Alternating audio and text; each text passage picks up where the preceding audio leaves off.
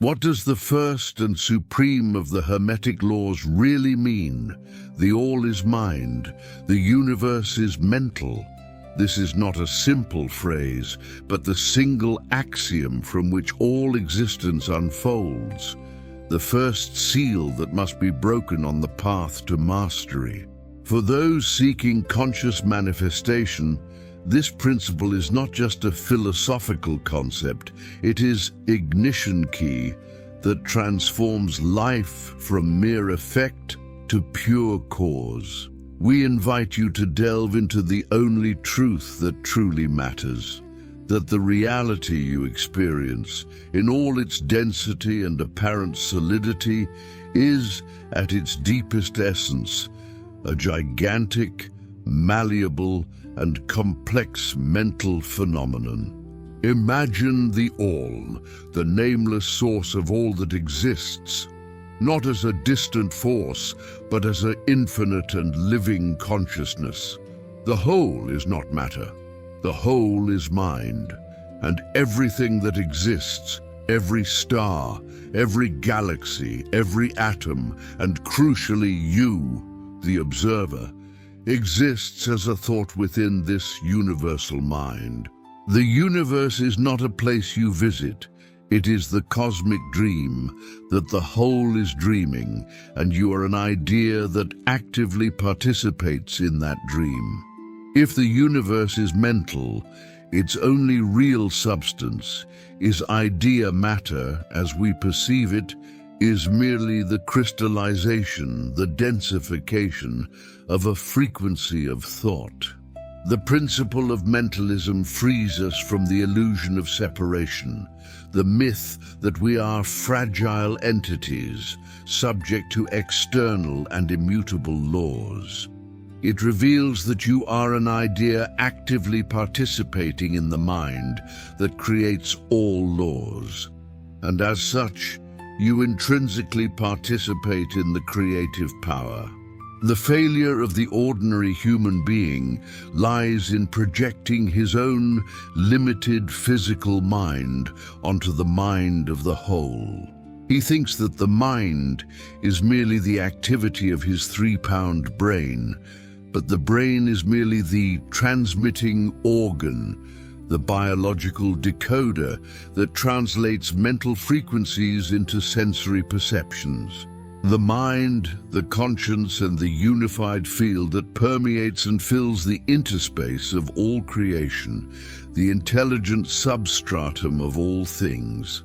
Your thinking is therefore not only a personal and intimate activity, but a creative action within the mind of the whole. Modern science, after centuries of materialism, has reached the threshold of this same truth more than 2 millennia after the Hermeticists. Consider the atom, the building block of all matter. Once, it was seen as a solid, indivisible sphere, the end point of reality. Today, we know that the atom is, in its overwhelming majority, empty space. The matter you touch, which defines your prison or your comfort, is 99.99% nothing. What fills this nothing is energy, vibration, information, what Hermeticists call mind. The pioneers of quantum physics, such as Heisenberg, Bohr, and Schrödinger, were forced to admit the inescapable role of the observer. The particle, the basis of physical reality, does not behave as defined, fixed, and localized matter until the human consciousness observes it. Before that, it exists as a potential wave, a vast mist of probabilities. What mentalism teaches is that the focused thinking is the supreme observer. The human mind, being a microcosm of the universal mind, collapses the wave of potential into physical reality through the deliberate act of intention and the expectation. The table in front of you, the screen you read on, your own body, are all clusters of energy that have been condensates and held together by a continuous, universal thought. Your mind, by aligning itself with a new thought form, the transmuting visualization, is, in effect, acting as a master observer, forcing the quantum field to abandon the old probability and assume the new form you imposed. The physicist cannot be the cause. He is always the effect, due mental. Matter in the Hermetic context is only a temporary illusion, a low frequency. The mental, the thought, is the eternal. Therefore, to attempt to change the physical world without changing the thinking that generated it is the definition of foolishness and wasted effort. The only real work, the work of the master, is mental transmutation. The Hermetic master operates from the assumption, which is the practical and irrefutable recognition of the primacy of mentalism.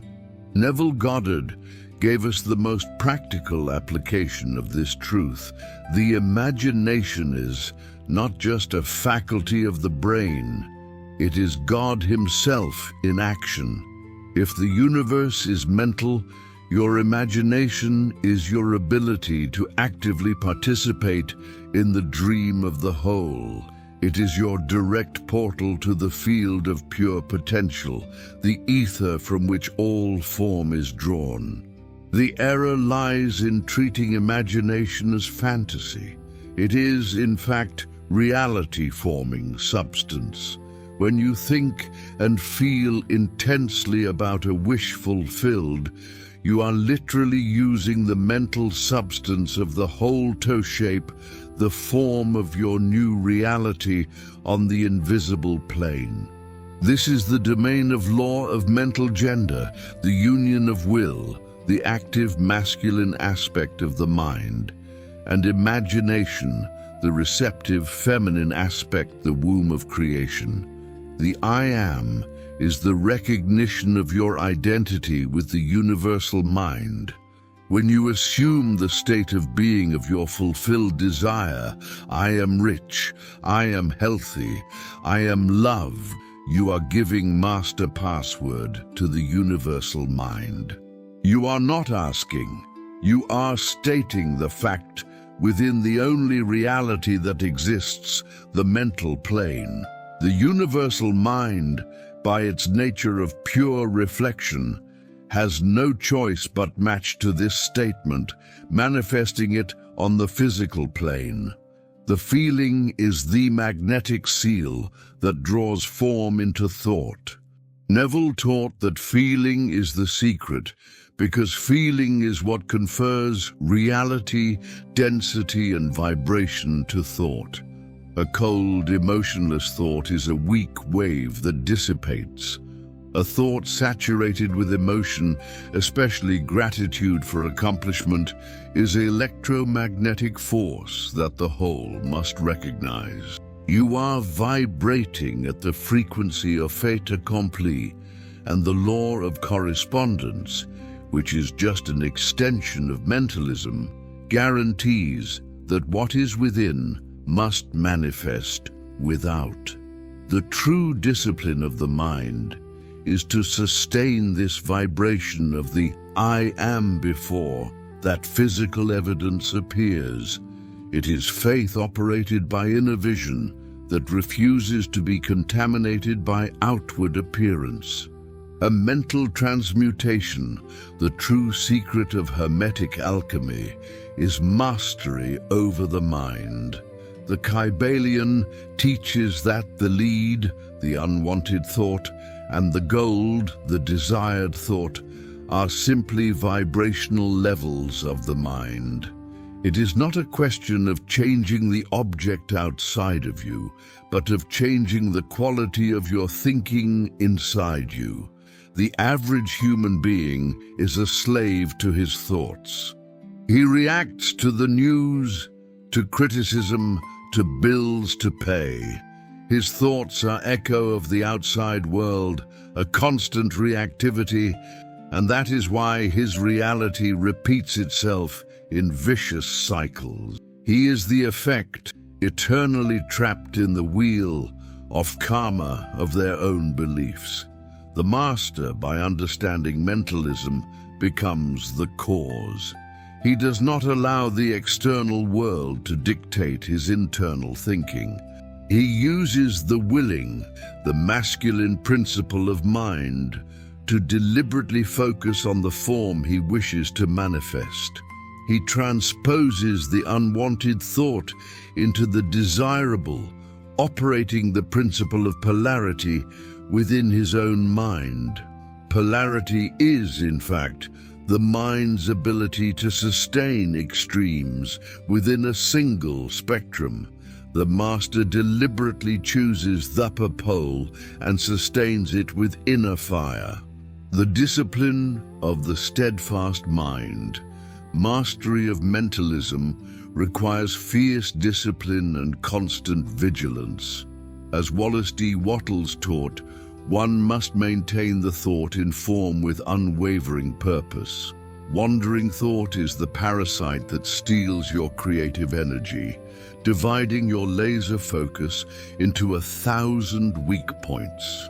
The mind cannot afford to wander into worries or fears, for every thought, no matter how fleeting, is using the thinking stuff of the all to create.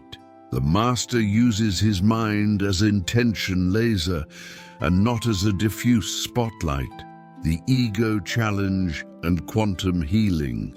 The big obstacle is the ego, the illusion of separation. The ego defines itself by its past history, its wounds, and its physical limitations. It insists that what you see is real and that thought is just a random byproduct of biology. It is the critical factor, which, at the high beta frequency, sabotages every attempt at transmuting visualization, whispering, "This is impossible, you are not worthy, look at your current reality." The alchemist must silence this voice, which is only the noise of past reality. Joe Dispenza shows that meditation and heart focus, heart coherence, are the keys to shifting the brain frequency from beta, ego, to alpha or theta, subconscious universal mind.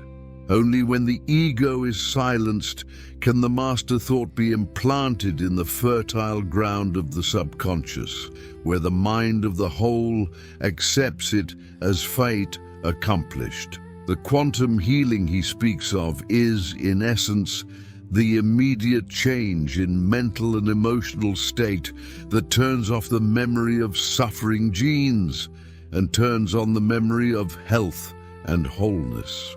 The principle of mentalism is the basis for understanding all other Hermetic principles, which are mere corollaries of the initial axiom. Mentalism and vibration. Thought is the highest frequency known. What we call matter and energy are merely different vibrational rates of the mind of all.